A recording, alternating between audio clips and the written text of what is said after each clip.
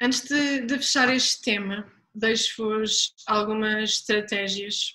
Ao longo de um dia, a maioria das pessoas diz em média cerca de 16.000 palavras, mas os nossos pensamentos, a nossa voz interior, produzem milhares mais. Esta voz da consciência é quase como uma tagarela silenciosa, ela é incansável e bombardeia-nos discretamente com observações e comentários.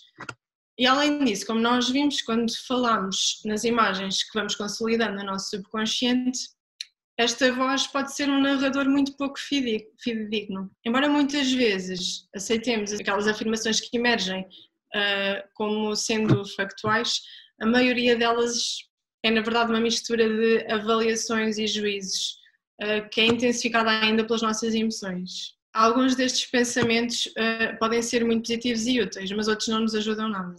Quero que vocês pensem nestes objetos: o vosso telemóvel, a vossa casa, o vosso emprego, os seus sogros e a sua cintura. Estou-vos a dar aqui um minuto para pensarem nisto e vou repetir para vocês irem pensando. O vosso telemóvel, a vossa casa, o vosso emprego, os vossos sogros e a vossa cintura. Pensem só, coisas aleatórias sobre isto. Quando fazem uma associação livre, os vossos pensamentos podem ser factuais. Podem pensar coisas como: jantei com os meus sogros na semana passada, ou tenho um relatório para entregar para a semana. Mas eu aposto que vocês rapidamente acrescentaram opiniões, avaliações e comparações desagradáveis. Alguém quer partilhar alguma coisa que pensou? Por exemplo, a casa. A casa está sempre desarrumada. O emprego é muito estressante. Ou pensar na nossa cintura. Ok, tenho que voltar àquela dieta. Nós rapidamente fazemos juízos, nós rapidamente começamos a criar este tipo de pensamentos, este tipo de narrativas. Eu mais uma vez vos pergunto, quais é que são as vossas autonarrativas? Sejam atentas à forma como vocês pensam, à forma como vocês falam convosco. Esta frase que está aqui, a agilidade emocional, significa ter inúmeros pensamentos ou emoções inquietantes e, ainda assim, agir de acordo com o modo de vida que queremos para nós. É isso que significa distanciar-nos e libertar-nos. Isto é também uma frase de Susan David, que estuda então a agilidade emocional, e eu deixo-vos aqui algumas técnicas para fazermos isto mesmo, para nos distanciarmos da pressão das nossas autonarrativas. Primeira, pensem no processo. Vejam-se como, estando num percurso de longa distância, num caminho de crescimento que é contínuo, ok? E afirmações retiradas de histórias antigas como não tenho jeito para falar em público, não preste para fazer desporto, são só isto mesmo, são só histórias que nós contamos a nós próprios alguns no tempo, não são o vosso destino. Outra coisa, sejam contraditórios. Esta pode parecer estranha, mas experimentem a contradição, experimentem ser numa circunstância, tantas vítimas como as pessoas responsáveis pelo fracasso. Um exemplo, por exemplo, de uma relação que não correu bem. Experimentem colocar-se nessa circunstância e pensarem em vocês como vítimas daquela relação que não correu bem ou como pessoas responsáveis pelo fracasso. Aceitar estas aparentes contradições, isto melhora a nossa tolerância relativamente à incerteza. Outra, riam-se. Esta também é muito sugerida, porque o humor pode ser uma técnica de distanciamento, porque ele nos obriga a ver as nossas possibilidades, ok?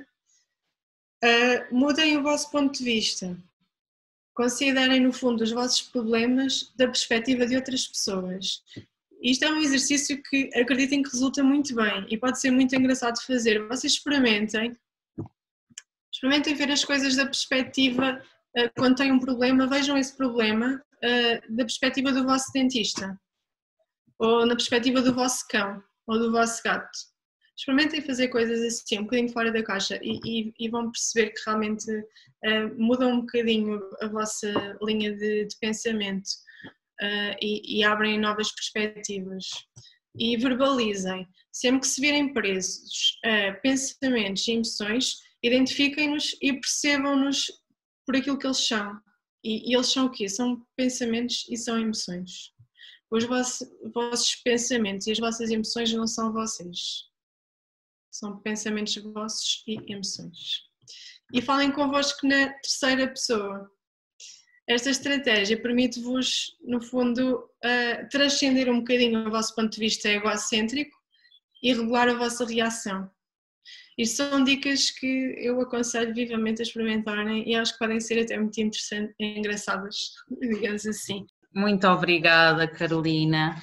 Como eu disse no início, o tema era complexo, mas dou os parabéns à Carolina. Acho que conseguiu explicar de uma maneira simples. E realmente foram caindo aqui bastantes perguntas enquanto a Carolina estava a falar. Vou começar aqui pela primeira que fizeram, que foi a reação ao julgamento e à crítica também pode ser treinada? E já agora, e a nossa propensão para criticar e julgar, essa também será que pode ser treinada? Sim. Sim, a resposta é muito clara, é um sim.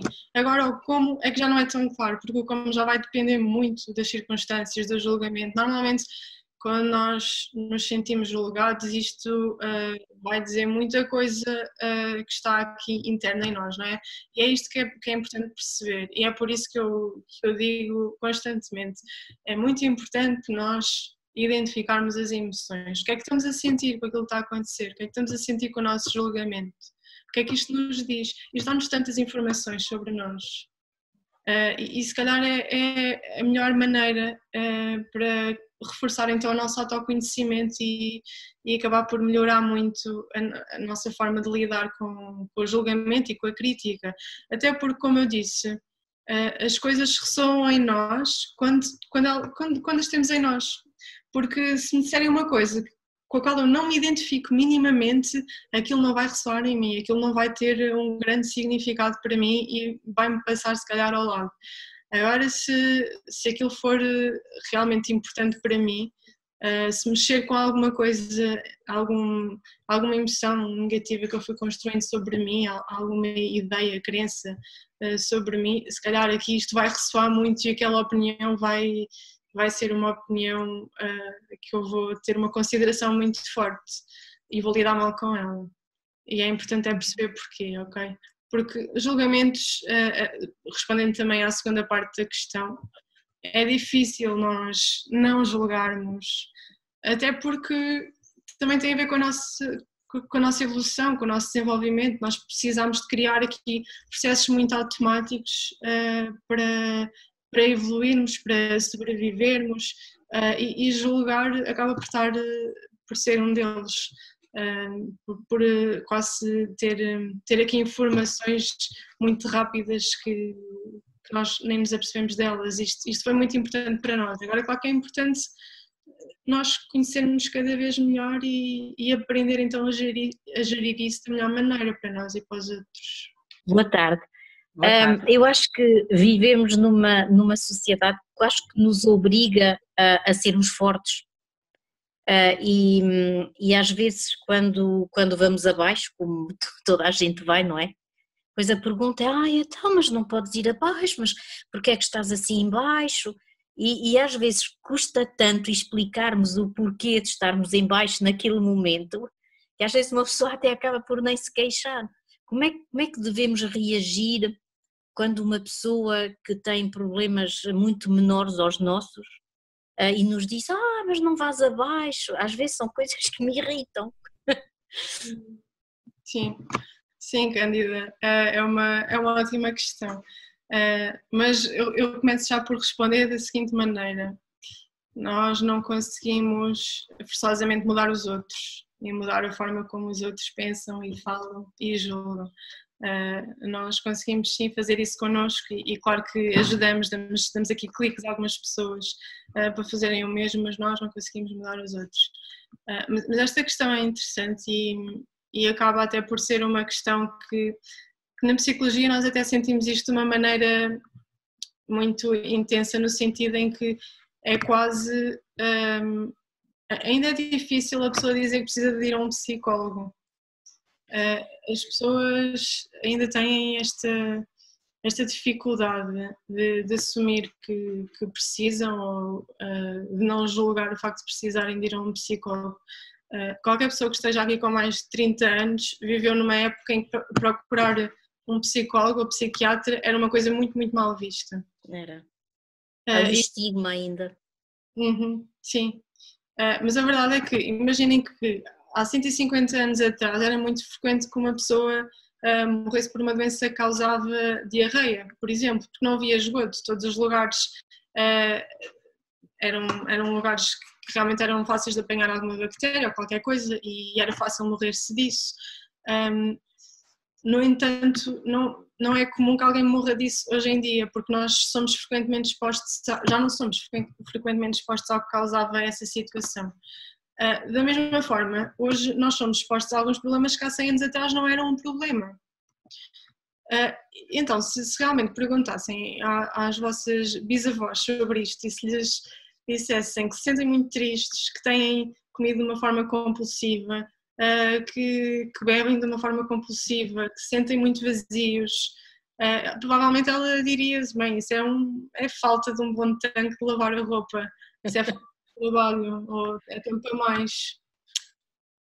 Elas não entendem isto porque elas não eram expostas a este tipo de problemas que nós hoje somos. Esta questão, como estavas a dizer, a sociedade exige muito, o mundo está muito diferente. Então, claramente, para nós também vai ser muito diferente lidar com isto.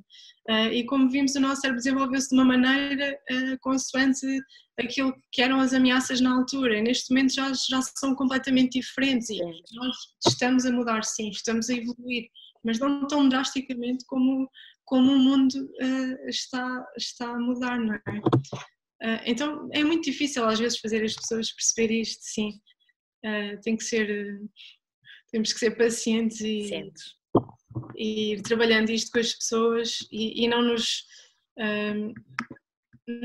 não dar o maior significado a estas opiniões, porque realmente muitas vezes as pessoas falam por uma falta de entendimento, ou às vezes uma falta de capacidade de se porem no lugar do outro. E não é. E às vezes esta falta de capacidade não é porque elas não tenham empatia, porque a empatia também é uma coisa muito inata em nós. Nós temos os chamados neurónios espelho, em que se eu vos pedir, e até vou fazer isto com vocês, vou-vos pedir para mostrarem todos a mão, assim fechada, e para levantarem todos o polegar. Pronto, eu disse o polegar. Só o Pedro é que foi. Ok, boa, Pedro. É que realmente o mais comum é a pessoa imitar, porque nós temos os neurónios espelhos. Os neurónios espelhos quase a nossa capacidade inata de imitarmos o outro, de pormos-nos no lugar do outro. Okay. Então, nós temos defesas muito fortes e aquilo que precisamos ou nós é que precisamos de atenção, ou nós precisamos de pôr certas defesas e então não vamos sentir aquilo porque não lidamos bem com aquilo. E por vezes é por isso que não conseguimos ser tão empáticos com a situação do outro, ok? Depois de 12 anos de doença, a coisa mais grave que apareceu foi uma coisa totalmente inesperada, uma depressão. Está controlada com acompanhamento psiquiátrico, psicológico e com medicação. Mas como posso proteger para melhorar a minha qualidade de vida? Ok. Se já está a ser acompanhada, fantástico. E é um bocadinho por aí. Nós precisamos realmente encontrar aqui as melhores estratégias, as melhores ferramentas. E nós, profissionais de saúde, trabalhamos para isso, para vos dar as melhores ferramentas. Agora, como se calhar fazer isto? Isto é uma questão que eu acredito que seja exposta também em consulta com os profissionais que a seguem e eu acho que deve ir reforçando esta questão e deve, se precisar de coisas muito práticas, deve mesmo explorar isso com os profissionais, deve mesmo mostrar que, ok, eu sei que tenho que ir com calma, que isto é um processo que tem que ir à raiz das coisas e isto demora, mas eu preciso de coisas muito práticas neste ou noutro aspecto. E eles poderão sim dar-vos estratégias muito boas para isso.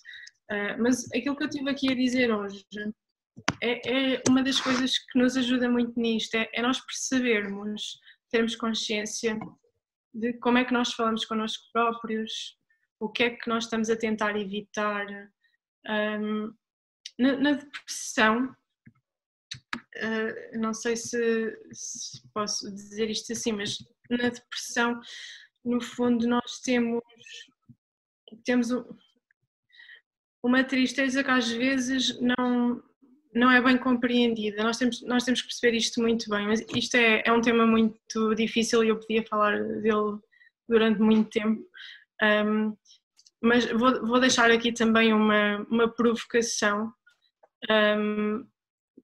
A depressão é um assunto muito sério, é uma forma de lidar com a infelicidade de uma forma muito, muito difícil.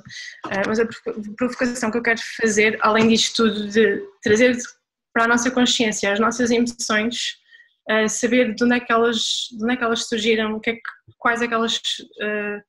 que elas nos estão a dizer, que dados é que elas nos estão a dar sobre nós, sobre essa circunstância.